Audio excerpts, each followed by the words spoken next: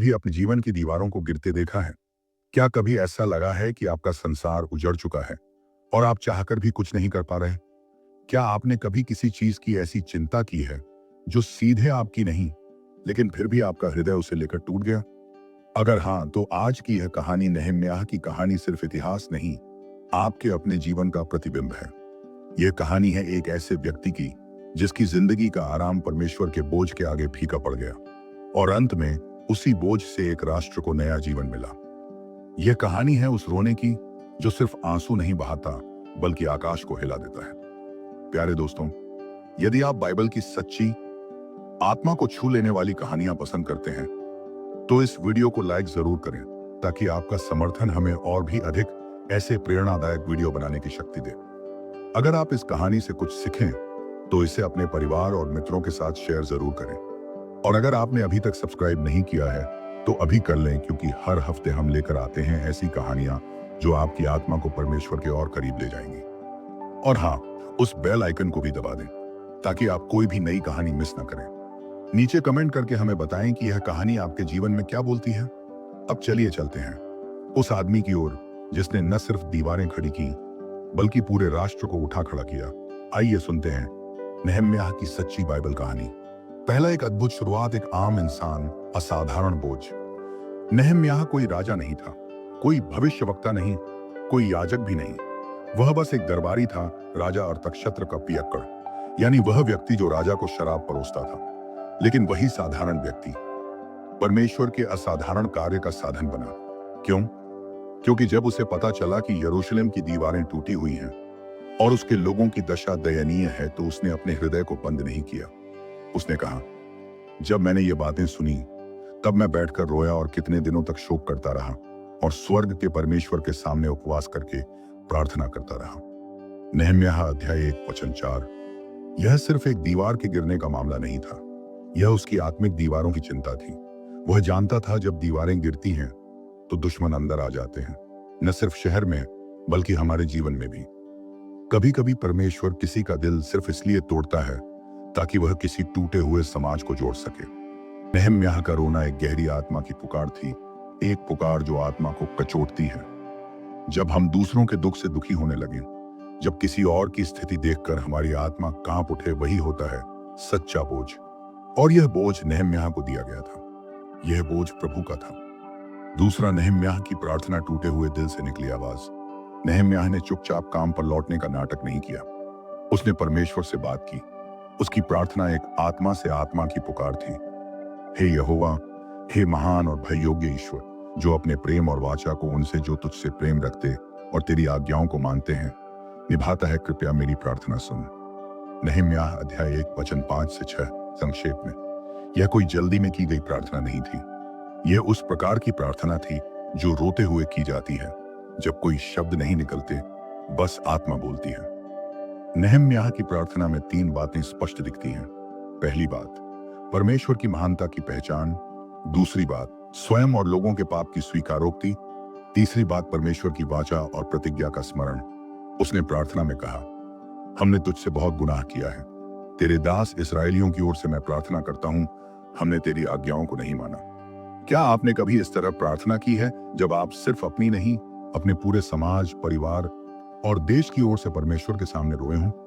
तीसरा, राजा के सामने खड़ा होना, डर का सामना।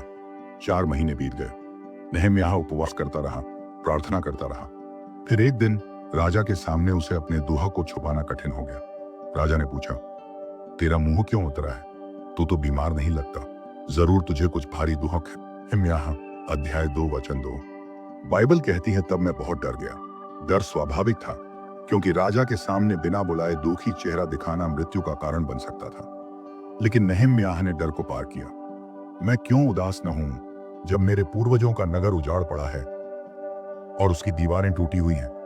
राजा ने पूछा, तू क्या चाहता है?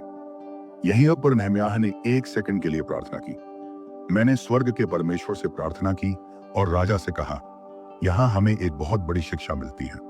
जीवन में हर निर्णय से पहले प्रार्थना करो, चाहे वह एक क्षण की ही क्यों न हो। नेहम्याह ने मांगा यरूशलेम जाने की अनुमति, वहां की दीवारों को फिर से बनाने की छुट्टी, राजा से पत्र और सुरक्षा, और राजा ने सब कुछ दे दिया।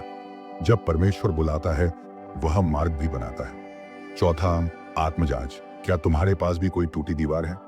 क्या तुम्हारे जीवन में भी ऐसी कोई दीवार टूटी हुई है?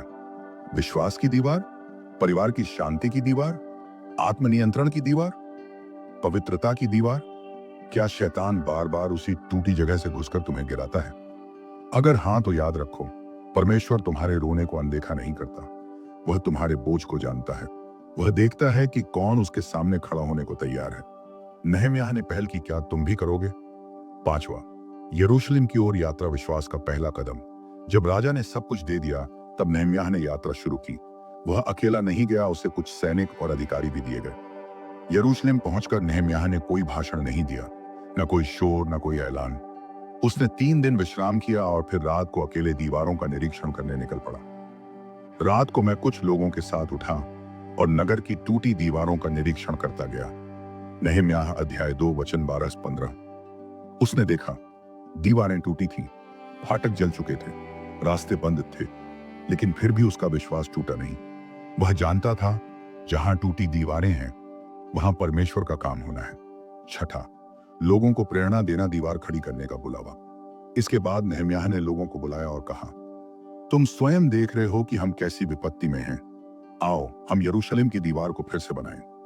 नहम्याह अध्याय 2 वचन 17। यह कोई ऊंचे मंच से किया गया भाषण नहीं था। यह एक टूटी आत्मा की पुकार थी, और जब आत्मा बोलती है तो लोग सुनते हैं। लोगों ने उत्तर दिया, हम उठेंगे और निर्माण करेंगे। नहम्याह अध्याय 2 वचन 18। यह प्रेरणा थी एक साधारण आदमी से, जो परमेश्वर के बोझ को लेकर उठा था। 7, पहले विरोध की झलक। संबलात और तोबीयाह। जैसे ही काम शुरू होने वाला था, शत्रु सामने आ गए। बाइबल कहती है, जब संबलात और तोबीयाह ने सुना कि कोई इसराइलियों की भलाई के लिए आया है, तो उन्हें बहुत बुरा लगा। नहम्याह 2:10। हर बार जब आप कुछ अच्छा करने का निश्चय करते हैं, विरोध उठता है। शैतान को वो लोग पसंद नहीं जो दीवारें खड़ी करते हैं। वो चाहता है कि दीवारें गिरी रहें। लेकिन नहम्याह ने कहा, स्वर्ग का परमेश्वर हमें सफलता देगा। हम उसके सेवक उठेंगे और निर्माण करेंगे। नहम्याह अध्याय 2 वचन 20। दुनिया कहती है, रोना कमजोरी है, लेकिन परमेश्वर की दृष्टि में वही रोना सबसे बड़ी शक्ति बन सकता है। नहम्याह का रोना दीवारों को खड़ा कर गया। उसका दुहक एक पूरे राष्ट्र का उद्धार बन गया। जो आंसुओं के साथ बोते हैं, वे जय जयकार के साथ काटेंगे। भजन संहिता अध्याय 126 वचन 5। आपके लिए आज का आत्मिक प्रश्न, क्या आपने भी अपने जीवन के किसी हिस्से को उजड़ते देखा है? क्या आपको भी लगता है कि परमेश्वर आपको बुला रहा है किसी की टूटी दीवार को खड़ा करने? तो आज ही नहम्याह की तरह प्रार्थना करो, योजना बनाओ और उठ खड़े हो जाओ, क्योंकि यदि परमेश्वर तुम्हारे साथ है तो दीवारें फिर से खड़ी हो सकती हैं। तो यात्रा नहम्याह के लिए केवल एक दूरी तय करना नहीं था, बल्कि यह एक आत्मिक यात्रा थी, अपने विश्वास, साहस और बुलाहट की पुष्टि करने की। जैसे ही वह वहां पहुंचा, उसने देखा कि शहर की हालत उससे भी अधिक भयानक है जितनी रिपोर्ट मिली थी। दीवारें टूटी हुई थीं, दरवाजे जले हुए थे और लोग डर व निराशा में जी रहे थे। जो लोग प्रभु पर भरोसा रखते हैं, वे नया बल पाएंगे। वे उकाबों के समान ऊंचे उड़ेंगे। वे दौड़ेंगे और थकेंगे नहीं, वे चलेंगे और हारेंगे नहीं। यशायाह अध्याय 40 वचन 31। पहली रात की खामोशी। नहम्याह ने पहले ही दिन कुछ नहीं कहा। उसने रात के अंधेरे में उठकर कुछ साथियों के साथ दीवारों का निरीक्षण किया। घोड़े पर चढ़कर टूटी ईंटों के ढेर, जले दरवाजों और वीरान गलियों को देखा। यह दृश्य उसकी आत्मा को तोड़ देने वाला था, लेकिन उसने किसी से कोई बात नहीं की। वह जानता था यह कार्य मानव सामर्थ्य से नहीं हो सकता। यह कार्य तो केवल परमेश्वर की महिमा के लिए होगा। दूसरा, लोगों को जुटाना। अगली सुबह नहम्याह ने लोगों को बुलाया। उसने उनके सामने वो शब्द रखे जो उसकी आत्मा से निकले थे। तुम ही लोग देख रहे हो कि हम कैसी विपत्ति में पड़े हैं। यरूशलेम उजड़ा पड़ा है और उसके फाटक जले पड़े हैं। आओ, हम यरूशलेम की शहरपनाह फिर से बनाएं, ताकि हमारी शर्म मिट जाए। यह एक साधारण निवेदन नहीं था, यह एक आत्मिक पुकार थी। और उस दिन लोगों के हृदय में भी एक चिंगारी जली। उन्होंने उत्तर दिया, आओ, हम बनाएं। इस उत्तर में परमेश्वर की योजना प्रकट हुई। 3, विरोध और हंसी उड़ाना। जैसे ही काम शुरू हुआ, शैतान ने भी काम शुरू किया।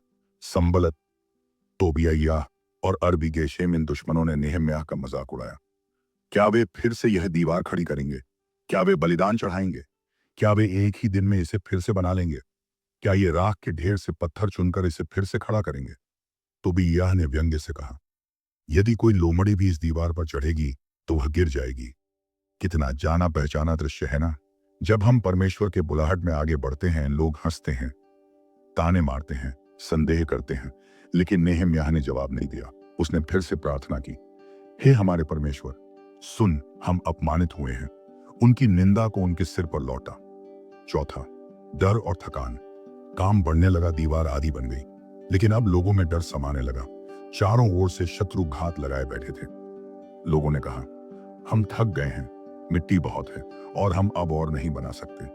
नेहम्याह ने एक बार फिर आत्मिक नेतृत्व दिखाया। डरो मत, यहोवा को स्मरण करो जो महान और भयानक है, और अपने भाइयों, बेटों, बेटियों, पत्नियों और घरों के लिए युद्ध करो। यह प्रेरणा केवल शब्द नहीं थी, यह लोगों के हृदय को झकझोर देने वाली पुकार थी। उन्होंने फिर से हथियार उठाए, एक हाथ से दीवार बनाते, दूसरे हाथ में तलवार थामते। पांचवा, विरोध की साजिशें और नेहम्याह की दृढ़ता। अब दुश्मनों ने चालाकी की राह पकड़ी। वे चाहते थे कि नेहम्याह डर जाए, समझौता करे या बाहर आकर किसी जाल में फंस जाए। उन्होंने उसे कई बार बुलाया, आ गया भाई, अब बुलाया, लेकिन नेहम्याह का उत्तर स्पष्ट था, मैं एक बड़ा काम कर रहा हूं, मैं नहीं आ सकता। जब उन्होंने झूठी अफवाहें उड़ाई कि नेहम्याह राजा के विरुद्ध विद्रोह कर रहा है, तब भी वह न डरा न डगमगाया। उसने परमेश्वर से प्रार्थना की, हे मेरे परमेश्वर, मुझे सामर्थ्य दे।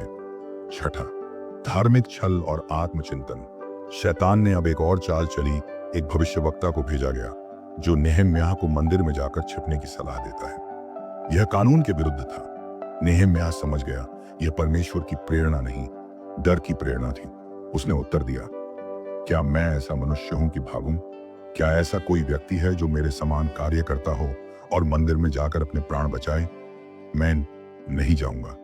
यह आत्मनिंदा की घड़ी थी। जहां कोई और नेहम्याह की जगह होता, शायद समझौता कर लेता, लेकिन उसने चुना कि वह परमेश्वर की सच्चाई के सामने खड़ा रहेगा। सातवां, विजय दीवार का पूरा होना। 52 दिन, बस 52 दिन में दीवार पूरी हो गई। यह परमेश्वर की महिमा का प्रमाण था। जब हमारे सब शत्रुओं ने यह सुना और हमारे चारों ओर के सभी जातियों ने यह देखा, तो वे बहुत ही गिर गए और अपने को नीचा जानने लगे, क्योंकि उन्होंने जान लिया कि यह काम हमारे परमेश्वर की ओर से हुआ है। नेहम्याह अध्याय 6 वचन 16। आत्मिक संदेश। इस भाग से हमें क्या सीखना चाहिए? पहला, परमेश्वर का कार्य करते समय विरोध आएगा, लेकिन हमें डरना नहीं है। नेहम्याह की तरह डटे रहो। दूसरा, लोग हंसाएंगे और एक अफवाहें फैलाएंगे, लेकिन जवाब में तर्क नहीं, प्रार्थना दो। तीसरा, कभी कभी अपने ही डर, थकान और निराशा से लड़ना होता है, तब परमेश्वर की सामर्थ्य मांगनी चाहिए। चौथा, हर कदम पर आत्मिक आत्म जांच आवश्यक है। कहीं हम परमेश्वर की जगह डर की सुन तो नहीं रहे? पांचवा, हमारे कार्यों से ही परमेश्वर की महिमा प्रकट होती है। काम पूरा होने पर दुश्मन भी यह मानते हैं कि यह परमेश्वर का कार्य था। क्या आप नेहम्याह की तरह खड़े हो सकते हैं? जब दुनिया हंसे, क्या आप एक हाथ में विश्वास और दूसरे में आत्मिक तलवार थामे अपना कार्य पूरा करेंगे? यदि हाँ, तो अगला भाग आपके लिए है, जब दीवार तो खड़ी हो गई, लेकिन आत्मा को खड़ा करना बाकी था। तो यात्रा नेहम्याह के लिए केवल एक दूरी तय करना नहीं था, बल्कि यह एक आत्मिक यात्रा थी, अपने विश्वास, साहस और बुलाहट की पुष्टि करने की। जैसे ही वह वहां पहुंचा, उसने देखा कि शहर की हालत उससे भी अधिक भयानक है जितनी रिपोर्ट मिली थी। दीवारें टूटी हुई थीं, दरवाजे जले हुए थे और लोग डर व निराशा में जी रहे थे। जो लोग प्रभु पर भरोसा रखते हैं, वे नया बल पाएंगे। वे उकाबों के समान ऊंचे उड़ेंगे। वे दौड़ेंगे और थकेंगे नहीं, वे चलेंगे और हारेंगे नहीं। यशायाह अध्याय 40 वचन 31। पहला, पहली रात की खामोशी। नेहम्याह ने पहले ही दिन कुछ नहीं कहा। उसने रात के अंधेरे में उठकर कुछ साथियों के साथ दीवारों का निरीक्षण किया। घोड़े पर चढ़कर टूटी ईंटों के ढेर, जले दरवाजों और वीरान गलियों को देखा। यह दृश्य उसकी आत्मा को तोड़ देने वाला था, लेकिन उसने किसी से कोई बात नहीं की। वह जानता था यह कार्य मानव सामर्थ्य से नहीं हो सकता। यह कार्य तो केवल परमेश्वर की महिमा के लिए होगा। दूसरा, लोगों को जुटाना। अगली सुबह नेहम्याह ने लोगों को बुलाया। उसने उनके सामने वो शब्द रखे जो उसकी आत्मा से निकले थे। तुम ही लोग देख रहे हो कि हम कैसी विपत्ति में पड़े हैं। यरूशलेम उजड़ा पड़ा है और उसके फाटक जले पड़े हैं। आओ, हम यरूशलेम की शहर पनाह फिर से बनाएं, ताकि हमारी शर्म मिट जाए। यह एक साधारण निवेदन नहीं था, यह एक आत्मिक पुकार थी। और उस दिन लोगों के हृदय में भी एक चिंगारी जली। उन्होंने उत्तर दिया, आओ हम बनाएं। इस उत्तर में परमेश्वर की योजना प्रकट हुई। 3, विरोध और हंसी उड़ाना। जैसे ही काम शुरू हुआ, शैतान ने भी काम शुरू किया। संबलत, तोबियाह और अरबी गेशेम, इन दुश्मनों ने नेहम्याह का मजाक उड़ाया। क्या वे फिर से यह दीवार खड़ी करेंगे? क्या वे बलिदान चढ़ाएंगे? क्या वे एक ही दिन में इसे फिर से बना लेंगे? क्या ये राख के ढेर से पत्थर चुनकर इसे फिर से खड़ा करेंगे? तोबियाह ने व्यंग्य से कहा, यदि कोई लोमड़ी भी इस दीवार पर चढ़ेगी तो वह गिर जाएगी। कितना जाना पहचाना दृश्य है ना। जब हम परमेश्वर के बुलाहट में आगे बढ़ते हैं, लोग हंसते हैं, ताने मारते हैं, संदेह करते हैं, लेकिन नेहम्याह ने जवाब नहीं दिया। उसने फिर से प्रार्थना की, हे हमारे परमेश्वर, सुन, हम अपमानित हुए हैं। उनकी निंदा को उनके सिर पर लौटा। 4, डर और थकान। काम बढ़ने लगा, दीवार आधी बन गई, लेकिन अब लोगों में डर समाने लगा। चारों ओर से शत्रु घात लगाए बैठे थे। लोगों ने कहा, हम थक गए हैं, मिट्टी बहुत है और हम अब और नहीं बना सकते। नेहम्याह ने एक बार फिर आत्मिक नेतृत्व दिखाया। डरो मत, यहोवा को स्मरण करो जो महान और भयानक है, और अपने भाइयों, बेटों, बेटियों, पत्नियों और घरों के लिए युद्ध करो। यह प्रेरणा केवल शब्द नहीं थी, यह लोगों के हृदय को झकझोर देने वाली पुकार थी। उन्होंने फिर से हथियार उठाए, एक हाथ से दीवार बनाते, दूसरे हाथ में तलवार थामते। 5, विरोध की साजिशें और नेहम्याह की दृढ़ता। अब दुश्मनों ने चालाकी की राह पकड़ी। वे चाहते थे कि नेहम्याह डर जाए, समझौता करे या बाहर आकर किसी जाल में फंस जाए। उन्होंने उसे कई बार बुलाया, आ गया भाई, अब बुलाया, लेकिन नेहम्याह का उत्तर स्पष्ट था, मैं एक बड़ा काम कर रहा हूं, मैं नहीं आ सकता। जब उन्होंने झूठी अफवाहें उड़ाई कि नेहम्याह राजा के विरुद्ध विद्रोह कर रहा है, तब भी वह न डरा न डगमगाया। उसने परमेश्वर से प्रार्थना की, हे मेरे परमेश्वर, मुझे सामर्थ्य दे। 6, धार्मिक छल और आत्मचिंतन। शैतान ने अब एक और चाल चली। एक भविष्यवक्ता को भेजा गया जो नेहम्याह को मंदिर में जाकर छिपने की सलाह देता है। यह कानून के विरुद्ध था। नेहम्याह समझ गया, यह परमेश्वर की प्रेरणा नहीं, डर की प्रेरणा थी। उसने उत्तर दिया, क्या मैं ऐसा मनुष्य हूं कि भागूं? क्या ऐसा कोई व्यक्ति है जो मेरे समान कार्य करता हो और मंदिर में जाकर अपने प्राण बचाए? मैं नहीं जाऊंगा। यह आत्मनिंदा की घड़ी थी। जहां कोई और नेहम्याह की जगह होता, शायद समझौता कर लेता, लेकिन उसने चुना कि वह परमेश्वर की सच्चाई के सामने खड़ा रहेगा। 7, विजय दीवार का पूरा होना। 52 दिन, बस 52 दिन में दीवार पूरी हो गई। यह परमेश्वर की महिमा का प्रमाण था। जब हमारे सब शत्रुओं ने यह सुना और हमारे चारों ओर के सभी जातियों ने यह देखा, तो वे बहुत ही गिर गए और अपने को नीचा जानने लगे, क्योंकि उन्होंने जान लिया कि यह काम हमारे परमेश्वर की ओर से हुआ है। नेहम्याह अध्याय 6 वचन 16। आत्मिक संदेश। इस भाग से हमें क्या सीखना चाहिए? पहला, परमेश्वर का कार्य करते समय विरोध आएगा, लेकिन हमें डरना नहीं है। नेहम्याह की तरह डटे रहो। दूसरा, लोग हंसाएंगे और एक अफवाहें फैलाएंगे, लेकिन जवाब में तर्क नहीं, प्रार्थना दो।